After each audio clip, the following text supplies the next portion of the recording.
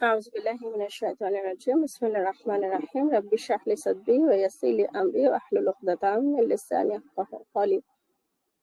তারপরে আমরা কথা বলছিলাম হচ্ছে এই যে নিয়ে তৃত্ববাদী চার্চ বা তারা কিভাবে গায়ের জোরে ওদের পলের মতবাদকে প্রতিষ্ঠিত করলো এবং কিভাবে হলো ওদের যে অ্যাটিটিউড এনি বিরোধী পক্ষকে দমন করে ফেলা, দমন করার কৌশল, সেগুলোর যে আজকে আমরা মুসলিমরা আজও কিভাবে পোহাচ্ছি সেই জিনিসগুলো। তো এখন একটা কথা সেটা হচ্ছে যে প্রিন্টিং প্রেসের উপরে ইয়াসির কাদেরের একটা লেকচার আছে, আপনারা ওটাও একটু শুনে দেখতে পারেন ইনশাল্লাহ। ওটা যদি আপনারা শোনেন তাহলে ইনশাল্লাহ আপনারা বুঝতে পারবেন, মানে আজ এই রেকর্ডিং গুলো যারা মন দিয়ে শুনেছেন, এরপর আপনারা যদি প্রিন্টিং প্রেসের লেকচারটা শুনেন তাহলে আপনারা এটা ভালো বুঝতে পারবেন ইনশাল্লাহ। যে এখন আপনারা অনেক সময় দেখবেন যে ক্যাথলিকদের মানে খ্রিস্টানদের মধ্যে দুইটা টাইপ, একটা হচ্ছে ক্যাথলিক নাকি প্রোটেস্ট্যান্ট কানা। আপনারা হয়তো মার্টিন লুথার কিং এর নাম শুনছেন, আমি জানি না শুনছেন কিনা। প্রোটেস্ট্যান্ট হচ্ছে যারা প্রোটেস্ট করেছিল, ঠিক আছে? তারা আসলে কি প্রোটেস্ট করেছিল? তারা হচ্ছে এই যে ক্যাথলিক চার্চদের এই যে ইউনানিমাস, মানে তাদের এই যে একচ্ছত্র আধিপত্য, এদের উপরে কোনো কথা বলা যাবে না, যাজকদের মানে আম জনতার বাইবেলের সাথে কোনো অ্যাক্সেস থাকা যাবে না, এই যে চরম দুর্নীতি, চরম ম্যাসাকার, সেই ম্যাসাকারটার এগেনস্টে তারা প্রোটেস্ট করেছিল। এটার সাথে প্রিন্টিং প্রেসের কি প্রিন্টিং প্রেসের রিলেশন কি? প্রিন্টিং প্রেসের রিলেশন হচ্ছে, প্রিন্টিং প্রেস যখন আবিষ্কৃত হলো তখন তো অফকোর্স এটা মাল্টিপল ছাপা যাচ্ছে, হ্যাঁ, অনেক কিছু ছাপা যাচ্ছে। তো তখন প্রথম হচ্ছে বাইবেলের অ্যাক্সেস আসলো, বাইবেলের অ্যাক্সেস আসলো সাধারণ মানুষের কাছে। এবং কি হলো, for the first time Bible হচ্ছে ল্যাটিনে অনুবাদ হলো, এবং ল্যাটিন ছিল হচ্ছে আপনার তখনকার আম জনতার ভাষা। এবং এখানে দেখেন একটা ইন্টারেস্টিং, এক্স্যাক্টলি এখন আমরা যে সিচুয়েশনের মধ্যে দিয়ে যাচ্ছি, এই হিস্ট্রি গুলো পড়লে না মানে এত মনটা খারাপ লাগে যে এখন দেখেন যে এখন কোরআনের যে ভাষা আর আমাদের দৈনন্দিন জীবনে মুসলিমদের যে ভাষা, সেই দুটা ভাষা কিন্তু এক না, তাই না? সেই জন্য কিন্তু কোরআনের সাথে আমাদের একটা বিশাল একটা গ্যাপ আমাদের। এখন এই গ্যাপটা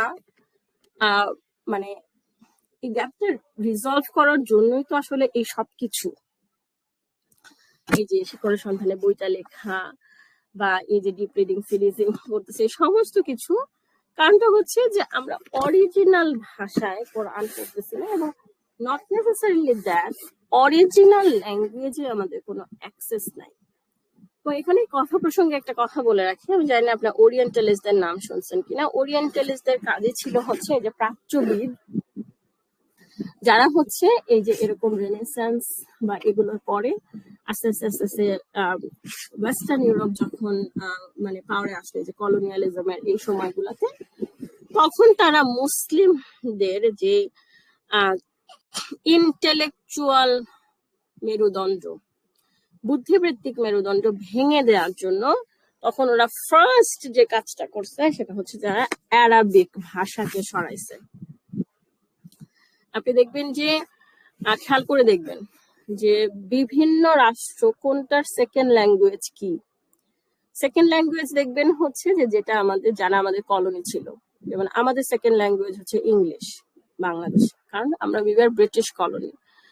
অন্য বিভিন্ন দেশের দেখবেন যে তাদের সেকেন্ড ল্যাঙ্গুয়েজ হয়তো বা ল্যাটিন, বা মানে ইট ডিপেন্ডস অন ওরা কোন দেশের কলোনি ছিল। আপনাদের যদি ইন্টারন্যাশনাল ফ্রেন্ডস থাকে তাহলে তাদেরকে জিজ্ঞেস করবেন, এমনিতেই আপনারা এগুলো নিয়ে ঘাটাঘাটি করতে পারেন। তো এখন পয়েন্টটা হচ্ছে যে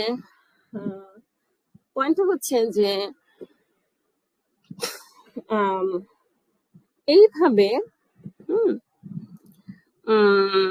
এখানে কি যেন একটা বলতে চাইলাম, ভাষা, হ্যাঁ, ভাষাটা এটা যে এত ইম্পর্টেন্ট একটা ব্যাপার যে মানে যদি ল্যাঙ্গুয়েজ ব্যারিয়ার তৈরি হয়, যেমন আলহামদুলিল্লাহ আমি যখন দেশে আছি আমি এই জিনিসটা আমার মেয়েকে দেখে রিয়েলাইজ করলাম, সবাই ওকে দেখে অবাক হয়ে বলে, আল্লাহ ও তুমি তো দেখি বাংলা পারো। আমি তো খুব অবাক লাগতো, কারণ আমি হচ্ছে কখনোই আমরা এই জিনিসটা বাসায় অ্যালাউ করি না যে ও হচ্ছে মানে ইংলিশে কথা বলবে আমাদের সাথে। একটা দুইটা মাঝে মাঝে যদি বলে, আমি আম্মা আমি তো বুঝি না, তো তখন আবার আমার তো আলহামদুলিল্লাহ পাক নিয়ে বলে কি যে মা তুমি ইংলিশ বুঝো, তুমি মিথ্যা কথা বলতেছো, আমি তোমাকে ইংলিশে কথা বলতে শুনছি। তখন তো আমি এখন বিপদে পড়েছি। যাই হোক, তারপর আমি বলছি যে না, আমি চাই না যে তুমি ইংলিশে বাসায় কথা বলো, মা বাবার সাথে no English. This is how she was brought. তো ব্রট আপ, তো 4 বছর একটু বেশি বয়সে তো আসলো, 4 বছর 3 মাস বয়সে। আলহামদুলিল্লাহ ও যেহেতু বাংলায় খুব ফ্লুয়েন্ট, সে দেশে এসে সবার সাথে এত সুন্দরভাবে মিশছে। তো আমি দেখলাম যে এটার পিছনে মানে ল্যাঙ্গুয়েজটার একটা অনেক বড় ভূমিকা আছে। কারণ হচ্ছে যে ও এখানকার সমস্ত বাচ্চাদের সাথে খুব ভালো মিঙ্গেল করতে পারছে আলহামদুলিল্লাহ। বাচ্চাদের সাথে মিঙ্গেল করা মানে তো হচ্ছে যে ওর সার্কেলের সাথেও মিঙ্গেল করতে পারছে। হ্যাঁ, এটা আমি বলতেছিলাম যে language is a very important for communication. Very very important for communication. এখন যারা প্রাচ্যবিদ, ওরিয়েন্টালিস্ট, ওদের একটা কাজ ছিল হচ্ছে যে ওরা তো যেটা বললাম যে ওরা ভাষা থেকে আমাদেরকে মানে প্রাচ্যবিদরা তো না, মানে কলোনিয়ালিস্ট যারা ছিল তারা ভাষা থেকে আমাদেরকে সরাতে চাইছে, আমাদের অরিজিনাল ভাষা থেকে, এবং আমাদের যেটা রিচ ল্যাঙ্গুয়েজ। কারণ ওরা কারণ এটা আসলে মানে হিউম্যানলি পসিবল না যে আমাদের যেই পরিমাণ ক্লাসিক্যাল রিসোর্সেস এখনো অ্যাভেলেবল আছে স্যাক অফ বাগদাদের পরে, সেটা একটা ডিফারেন্ট। তাতাররা যখন বাগদাদ আক্রমণ করেছিল তখন ওরা হচ্ছে সমস্ত কিছু পুড়িয়ে দিয়েছিল একদম। মানে এখন আমাদের যা রিসোর্স আছে রেমন্যান্টস ধ্বংসাবশেষ, সেগুলো মানে অনেক অনেক কম। কিন্তু মানে ওগুলো সব নষ্ট হয়ে যাওয়ার পরও আমাদের যেটুকু নলেজের রিসোর্সেস বাকি আছে সেগুলাই এত হিউজ যে এগুলোকে অন্য কোনো ভাষায় আসলে ট্রান্সলেট করা সম্ভব না। সো মানে মানে মানে 2-3 জেনারেশন লেগে যাবে, এবং এটা আসলে কোনো এফিশিয়েন্ট না। কারণ আপনি কয়টা ভাষায় অনুবাদ করবেন? ইংলিশে করলেন, আবার ইংলিশ পারে না এরকম বহু মানুষ আছে, উর্দুতে করবেন, মানে ইটস নট পসিবল। সো ওরা যদি একবার অ্যারাবিক ল্যাঙ্গুয়েজের সাথে আমাদের রিলেশনটা কাট করতে পারে তাইলে কেল্লাফতে টাইপের। এই জন্য অনেক কিছু কোশ্চেন আপনি দেখবেন যে জাকির নায়েক যেসব কোশ্চেন অ্যান্সার দেয়, বা নাস্তিকরা যেগুলা লেখে, কোরআনের কন্ট্রাডিকশন, অমুক হাদিসের কন্ট্রাডিকশন। খুবই ইন্টারেস্টিং ব্যাপার হচ্ছে যে এই কন্ট্রাডিকশন গুলা কি আপনাদের কাছে মনে হয় যে নাস্তিকরা খুঁজে বের করছে অথবা ওরিয়েন্টালিস্টরা খুঁজে বের করছে? নো, এইগুলা মুসলিমরা খুঁজে বের করছে, মুসলিম স্কলার্স। তাদের তাদের মানে বইগুলা ছিল হচ্ছে অ্যাপারেন্ট কন্ট্রাডিকশন, যেগুলা আসলে কন্ট্রাডিকশন না। মুসলিম স্কলার্সরা পড়ছে ওইভাবে, তারা ইনকুইজিটিভ, আচ্ছা এটা তো ওই জায়গার সাথে একটু কন্ট্রাডিক্টরি মনে হয়, আচ্ছা না আসলে ঘটনাটা এটা না, আসলে এটা কন্ট্রাডিকশন না, ও সুবহানাল্লাহ, this is beauty of Islam. তারপরে এরকম করে করে একসাথে করে তারা বই লিখছে। হ্যাঁ, মুশকিলা অ্যাপারেন্টলি যে হাদিসগুলোকে কন্ট্রাডিক্টরি মনে হয় সেগুলোকে আসলে আমরা কিভাবে রিকনসাইল করতে পারি, অ্যাপারেন্টলি যে কোরআনের আয়াতগুলোকে কন্ট্রাডিক্টরি মনে হয় সেগুলোকে আসলে আমরা কিভাবে রিকনসাইল করতে পারি। এইভাবে দে হ্যাভ রিটেন বুকস। ওরিয়েন্টালিস্টরা কি করছে আপনারা জানেন?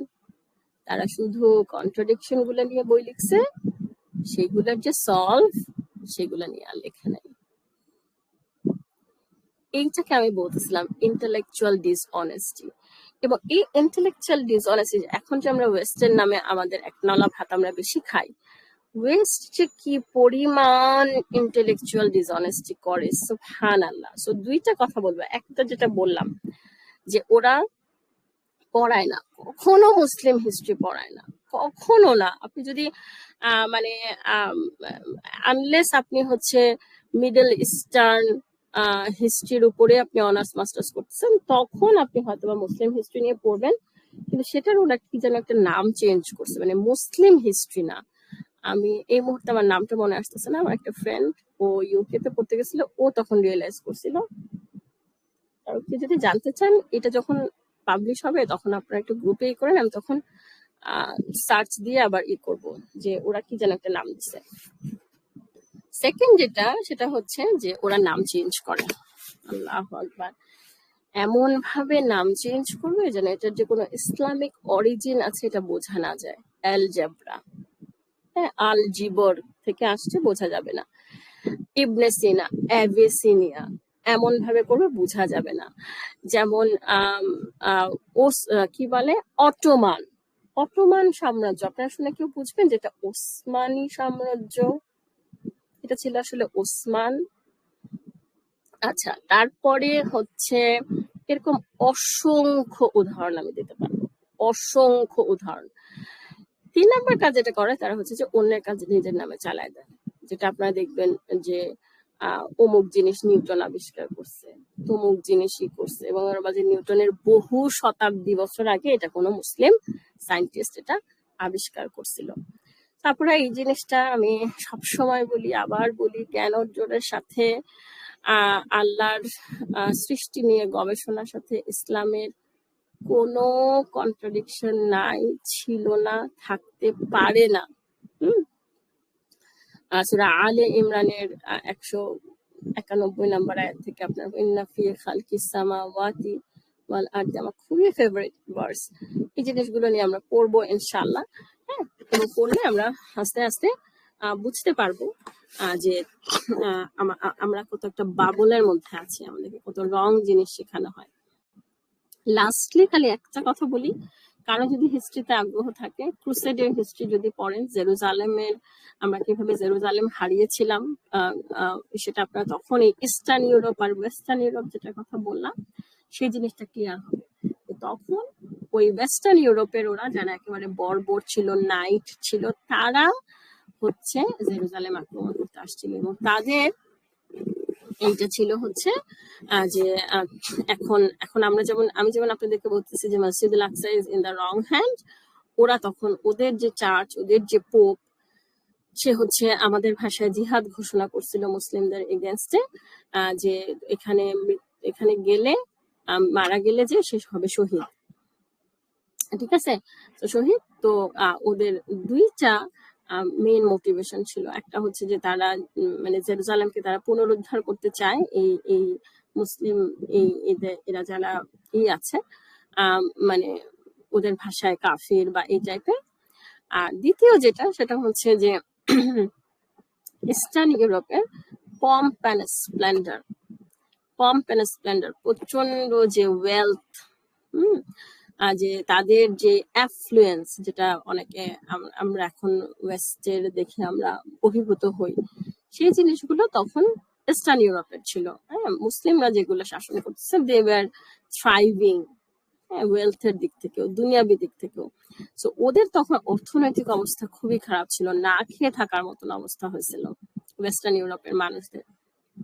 তখন ওরা হচ্ছে যুদ্ধ করলে, মানে তাহলে কি, যদি যাই তাহলে গাজী, মানে যুদ্ধে জিতলে তো গাজী, মানে গেলে তো আমরা তখন সব স্থান, ওদের সব মানে সম্পত্তি সব লুটপাট করতে পারবো, আর যদি না হয়ে মারা যায় তাহলে তো শহীদ। So it's a win win deal.